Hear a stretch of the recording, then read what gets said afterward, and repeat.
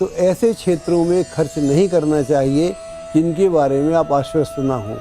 आप वहाँ पर खर्च ना करें, चाहे प्रॉपर्टी ले रहे हो, चाहे कहीं और इन्वेस्ट करिए। या स्टॉक एक्सचेंज में आजकल लोग कर देते हैं, तो बिना सोचे समझे। और अगर आप बहुत ज़्यादा तैयार नहीं हैं, उन लोगों से राय लें जो इस मामले में ज़्यादा।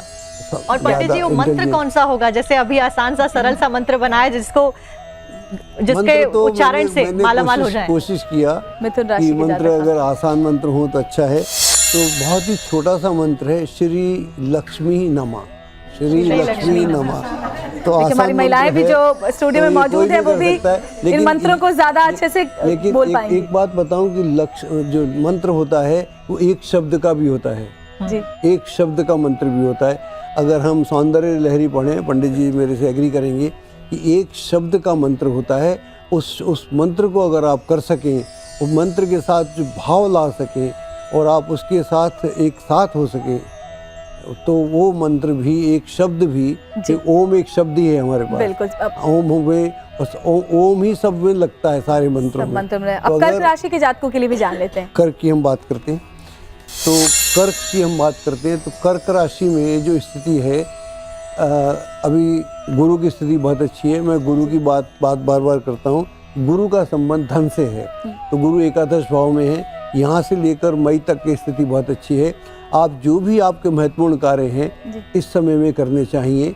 अगर जो भी आप ज़मीन लेना चाहते हैं, मकान लेना चाहते हैं या कोई डिस्प्यूट हल करना चाहते हैं, उसको अभी करना चाहिए।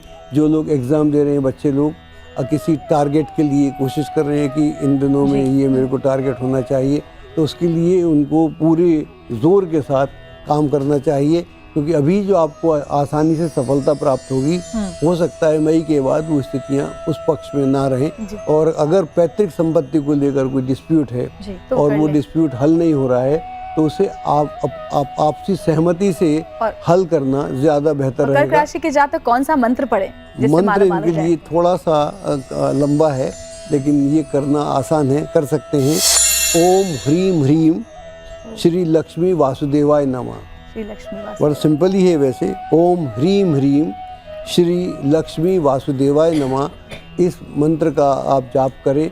लेकिन जैसा मैंने कहा कि आज तो करें सो करें, लेकिन दिवाली पर तो करे आज से भी करें, हर रोज करें। एक नियम बनाएं, क्योंकि लक्ष्य से लक्ष्मी प्राप्त होती है। मैं पुनः बोलता हूँ, लक्ष्य और लक्ष्य साध के उसके ऊपर सतत तो 4 राशियों के तो हाल जाने, आगे भी जो 8 राशियां उनके हाल जानेंगे, लेकिन और उनके जातकों को भी बताएंगे कि कौन से वो मंत्र हैं जिससे आप घर बैठे मालामाल हो सकते हैं, क्योंकि बेहद जरूरी हो जाता है दीपावली में विधि विधान के साथ में पूजा कैसे करे वो भी। बिल्कुल। इस बीच राजकुमार शास्त्री जी हमारे बीच में मौजूद है।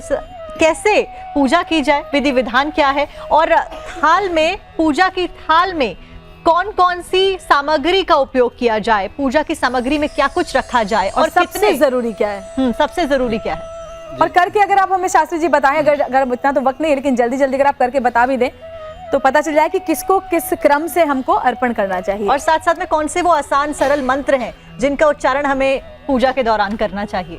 देखिए एंकर महोदया, आपने बहुत सुंदर प्रश्न किया है।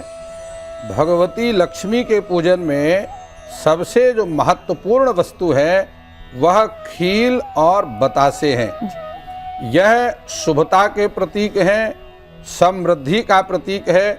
धनिया के दाने का प्रयोग करना, कमल के पुष्प अथवा कमल गट्टे का प्रयोग करना, हल्दी का प्रयोग करना, क्योंकि भगवती लक्ष्मी जो है यह शक्ति है और शक्ति जो है वो तंत्र का प्रतीक है। इसलिए देवी का जो पूजन है वह मांत्रिक के साथ में तंत्र का प्रयोग भी किया जाता है। और इन वस्तुओं का प्रयोग करने से, जैसे मैं अष्टलक्ष्मी की बात करता हूँ, देवी के अष्टलक्ष्मी हैं, और उसमें आप अपने दाहिने हाथ में खील और बतासे लेकर के मैं आपके चैनल के माध्यम से करके दिखाता हूँ, जिससे जगत का कल्याण हो सके। ओम चपलाय नमः पादौ पूजयामि। इस मंत्र का उच्चारण करके आप देवी के चरणों का पूजन करेंगे।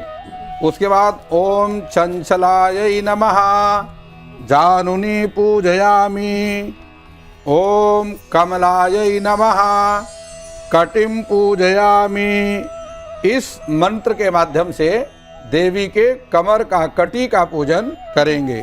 ओम कात्यायन्यै नमः नाभिं पूजयामि।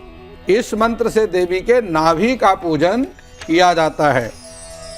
ओम कमलायै नमः वक्षस्थलं पूजयामि। ओम कमलवासिन्यै नमः मुखं पूजयामि। ओम श्रियै नमः शिरः पूजयामि। इस मंत्र से आप देवी के मुख और सिर का पूजन करेंगे। जी। ओम महालक्ष्मी नमः सर्वांगम पूजयामि। जी। इस मंत्र के माध्यम से आप देवी के सभी अंगों का पूजन करेंगे। यह देवी का अंग पूजन कहलाता है। जी। और इसके बाद हम आपको बतलाते हैं कि जो आपके पास में हल्दी है, इस हल्दी का प्रयोग आपने कैसे करना है। ओम अणिम्नै नमः ओम महिम्नै नमः ओम गरिम्नै नमः ओम ईशितायै नमः ओम वशितायै नमः। इस प्रकार से इन मंत्रों का प्रयोग करते हुए आप हल्दी का प्रयोग देवी को हल्दी की गांठ अर्पण करेंगे। और 5 गांठ आपने अर्पित करी है हल्दी की। यहाँ मैंने 5 गांठ अर्पण की है। आपके पास और अधिक हैं तो और भी अर्पण कर सकते हैं। 16 भी अर्पण कर सकते हैं, क्योंकि चंद्रमा की 16 कलाएं हैं और जो अमावस्या तिथि है यह चंद्रमा की 16वीं कला है। तिथि कहते हैं चंद्रमा की कलाओं को। चंद्रमा की जो 16 कलाएं हैं वही चंद्रमा जो पंचांग की 16 तिथियां होती हैं, जो प्रतिपदा से लेकर के अमावस्या तक चलती हैं। और इसके बाद आपने ये धनिया लेना है और धनिया में ओम आद्य लक्ष्मी नमः ओम योग लक्ष्मी नमः ओम ऐश्वर्य लक्ष्मी नमः ओम गज लक्ष्मी नमः ओम संतान लक्ष्मी नमः ओम वैभव लक्ष्मी नमः।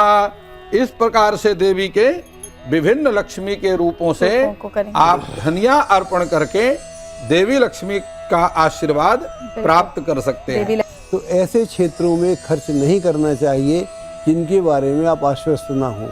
आप वहाँ पर खर्च ना करें, चाहे प्रॉपर्टी ले रहे हो, चाहे कहीं और इन्वेस्ट कर, या स्टॉक एक्सचेंज में आजकल लोग कर देते हैं। तो बिना सोचे समझे, और अगर आप बहुत ज़्यादा तैयार नहीं हैं, उन लोगों से राय लें जो इस मामले में ज़्यादा। और पंडित जी, वो मंत्र कौन सा होगा? जैसे अभी आसान सा सरल सा मंत्र बनाया जिसके तो उच्चारण से मालामाल हो जाए। कोशिश किया कि मंत्र अगर आसान मंत्र हो तो अच्छा है। तो बहुत ही छोटा सा मंत्र है, श्री लक्ष्मी नमः। श्री लक्ष्मी नमः।